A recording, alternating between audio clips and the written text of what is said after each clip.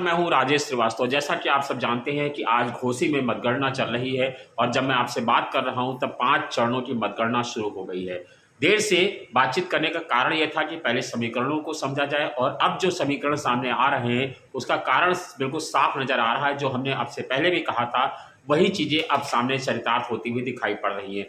घोसी उपचुनाव का अगर 5 चुनावों का आप सीधे सीधे आकलन करें तो बिल्कुल साफ हो जाता है कि घोसी में भारतीय जनता पार्टी चुनाव हार रही है, लेकिन मुख्यमंत्री योगी आदित्यनाथ चुनाव जीत रहे हैं। क्योंकि घोसी के जो चुनाव परिणाम आए उससे भारतीय जनता पार्टी के प्रत्याशी दारा सिंह चौहान, जो पिछले चुनाव में समाजवादी पार्टी से वोट मांग रहे थे, इस बार कमर खिलाते हुए नजर आए और उन्होंने भारतीय जनता पार्टी के तरफ से ताल ठोकी। और आज जो चुनाव परिणाम आ रहे हैं उसमें पहले चुनाव की जो बढ़त उन्होंने पीछे होना शुरू किया, तो अभी तक वो लगातार पीछे हैं। और समाजवादी पार्टी के सुधाकर सिंह ऐसा प्रत्याशी हैं जो वहां पर घर के हैं और दारा सिंह चौहान बाहरी हैं। इस बार चुनाव में शुरू से ये चल रहा था कि बाहरी बनाम घर, ये समीकरण चल रहा था। और सुधाकर सिंह घोसी के प्रत्याशी हैं, जब घोसी के ही रहने वाले हैं, घोसी के ही निवासी हैं, जबकि दारा सिंह चौहान मऊ से आते हैं।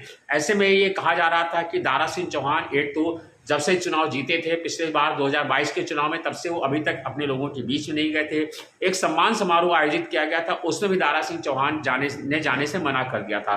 तभी से माना जा रहा था कि दारा सिंह चौहान को लेकर के मतदाताओं के बीच में नाराजगी है। लेकिन दारा सिंह चौहान ने जब समाजवादी पार्टी का साइकिल छोड़ी तो उन्होंने सीधे कमल थाम लिया।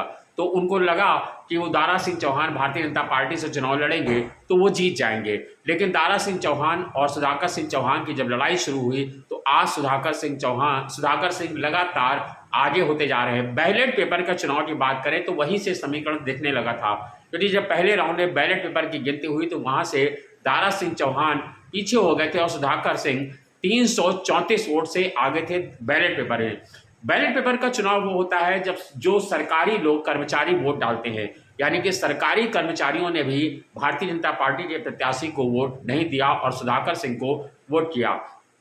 तभी से लगने लगा था कि मतदाताओं के बीच का मूड क्या है। जब सरकारी कर्मचारी भी प्रत्याशी का विरोध करे तो समझ जाना चाहिए कि आखिर लोगों के बीच में वहां समीकरण क्या है। और सुधाकर सिंह 334 वोट से जो उन्होंने बढ़त ली पहले राउंड से बैलेट पेपर की, तो अभी तक जारी है। और अभी तक जब मैं आपसे बात कर रहा हूं तो 5 राउंड की मतगणना पूरी हो गई है और 7,000 से अधिक वोटों से सुधाकर सिंह आगे चल रहे हैं। सुधाकर सिंह के आगे आने के बहुत मायने हैं।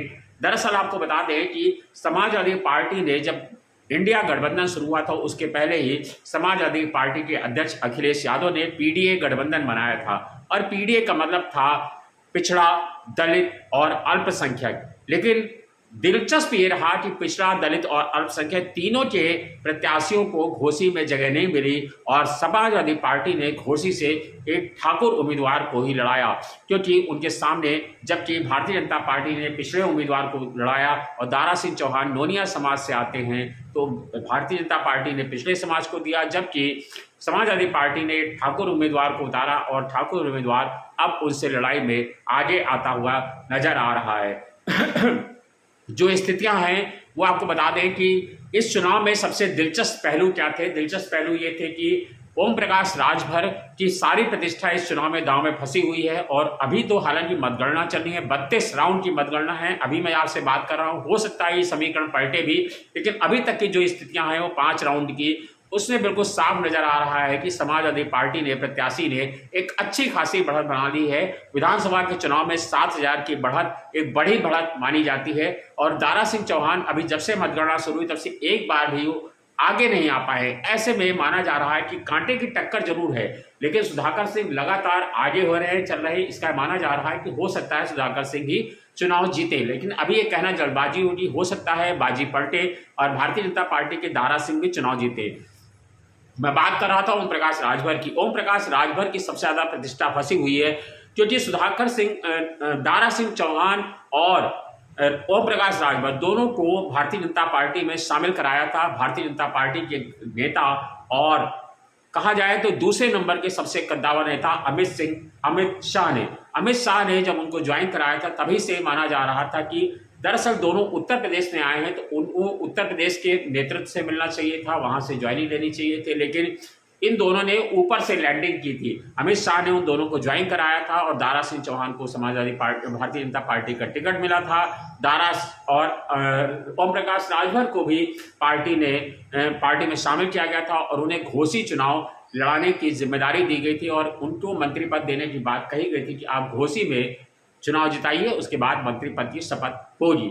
अब जब ये परिणाम सामने आ रहे हैं तो ओम प्रकाश राजभर का मंत्री पद फंस गया है। दरअसल आपको बता दें, ओम प्रकाश राजभर जब समाजवादी पार्टी में थे तो उन्होंने पानी पी पी करके मुख्यमंत्री योगी आदित्यनाथ को गालियां दी थी, मुख्यमंत्री योगी आदित्यनाथ को अपशब्द कहते, और मुख्यमंत्री योगी आदित्यनाथ का जो तेवर है वो ये बताता है कि वो कभी भूलते नहीं है कुछ, और वो हर चीज़ों को अपनी निजी प्रतिष्ठा से जोड़ करके देखते हैं।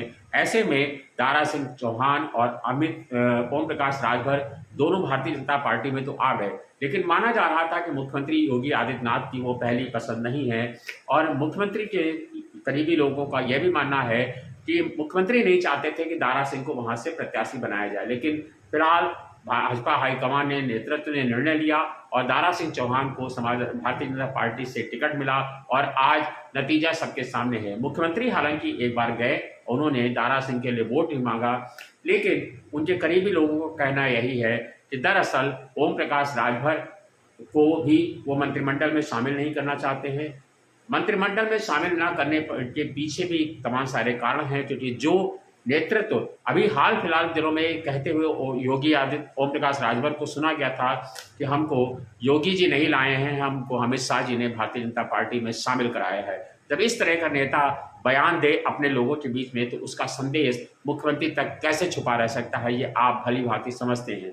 ऐसे में ये बिल्कुल साफ है कि आज दारा सिंह चौहान चुनाव हारे या जीते, लेकिन अगर दारा सिंह चौहान चुनाव हारते हैं तो ये बिल्कुल साफ है कि भारतीय जनता पार्टी चुनाव हारेगी, लेकिन मुख्यमंत्री योगी आदित्यनाथ चुनाव जीतेंगे। और अगर दारा सिंह चुनाव हारते हैं, जीतते हैं, तो भारतीय जनता पार्टी की जीत होगी और इससे योगी आदित्यनाथ फिर भी घुना सकते हैं, क्योंकि वो चुनाव प्रचार करने तो गए ही थे। फिलहाल 5 राउंड की मतगणना के बाद दारा सिंह चौहान पीछे चल रहे हैं और समाजवादी पार्टी के प्रत्याशी सुधाकर सिंह 7,158 वोटों से आगे चल रहे हैं और मतगणना स्थल पर दोनों नेताओं के बीच समर्थकों का जमावड़ा है।